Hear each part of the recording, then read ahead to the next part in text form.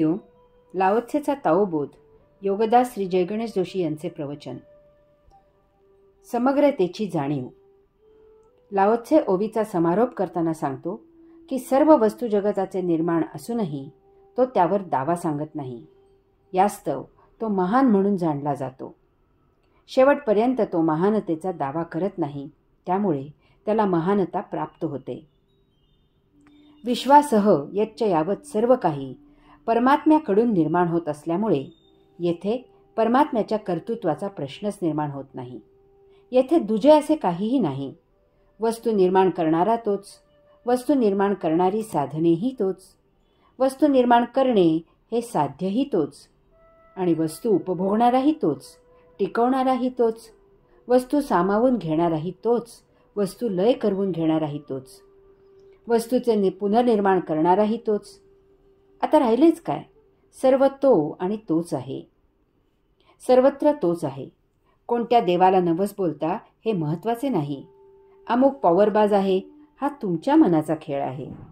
तुम्ही भावभक्तीने त्याला आळवत आहात, त्याला शरण जात आहात, त्याला ओळखलेले आहात हे महत्त्वाचे आहे.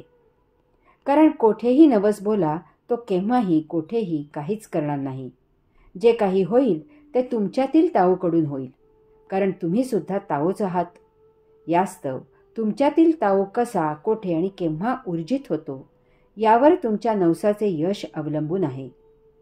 तुम्ही अयोगिक उद्दीपित झालात तर त्याचे वाईट भोग तुम्हालाच उपभोगायचे आहेत.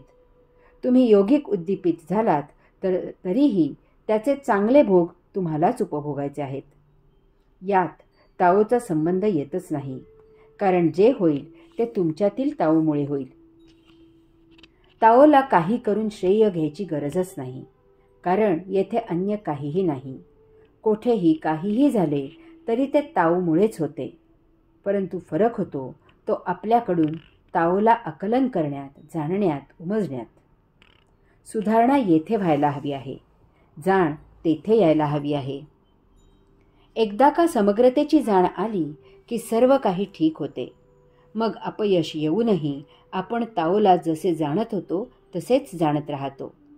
मग देऊळ बदलण्याचा प्रश्नच येत नाही आणि कोणत्याही देवळातील ताओची पॉवर जात नाही. इतकेच काय, तर देवळात जाण्याचा प्रश्न निकाली निघतो. आपण जेथे असतो तेथेच ताओ प्रगट आहे हे उमजते. आपण आपल्यालाच नवस बोलणे म्हणजे जे पाहिजे त्यात सर्वस्व झोकून देऊन काम करणे आहे हे ज्ञान येते. त्यातील यश म्हणजे ताओचे यश असते हेही उमजते. या अशा ज्ञानाने नवस बोलण्यातील फोलपणा लक्षात येतो. आता कसला नवस आणि कसले सोपस्कार? सर्व काही ताओ आहे.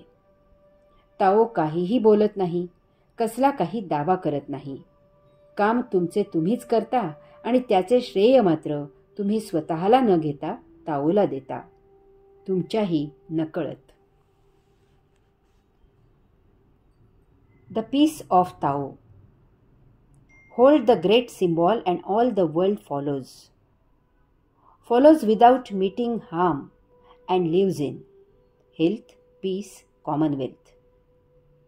Offer good things to eat and the wayfarer stays.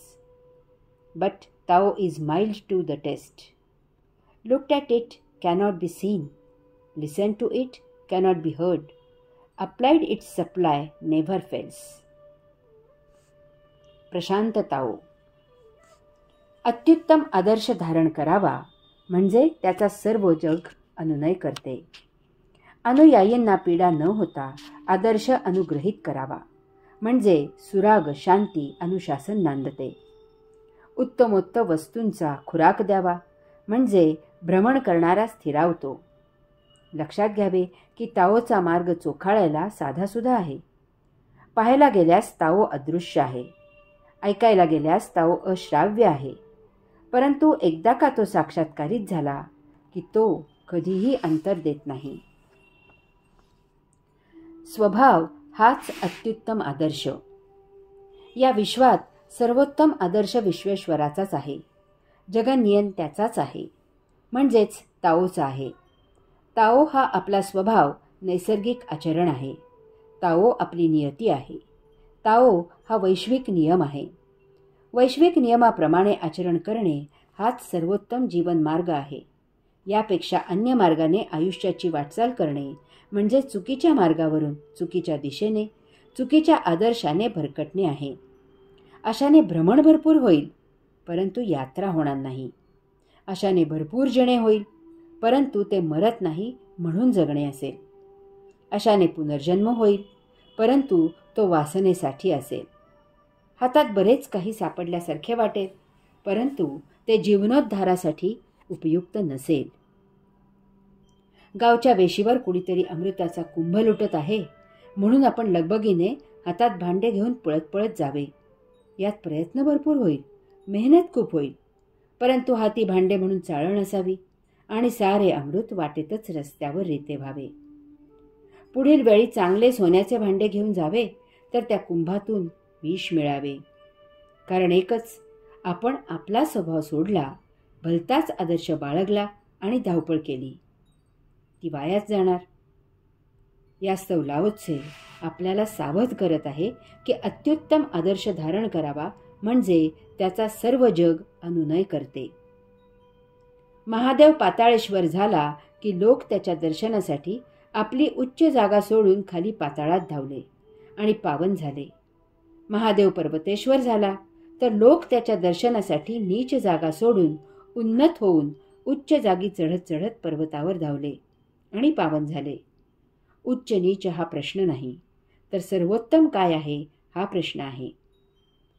राजा जनक राज्यकारभार करून साक्षात्कारित होऊन मुक्त झाला आणि राजा विश्वामित्र राज्याचा त्याग करून ऋषी झाला, मुक्त झाला. तुम्ही कोठे आहात हा प्रश्न नसून तुमच्या जीवनाचा आदर्श काय आहे हे महत्त्वाचे आहे. आपले संत नियतीने प्राप्त असे नैसर्गिक जीवन जगले, त्यात त्यांनी बदल केला नाही.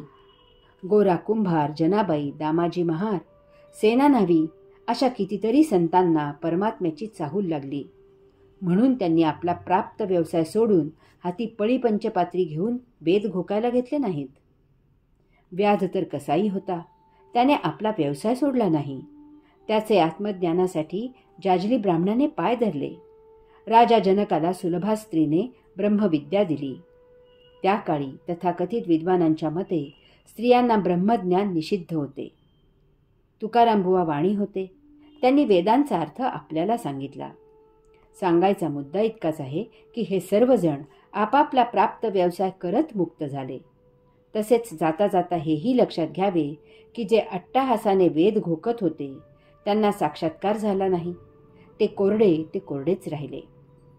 आपला स्वभाव हाच अत्युत्तम आदर्श असतो, त्याची कास धरावी हे उत्तम. हरि ओम.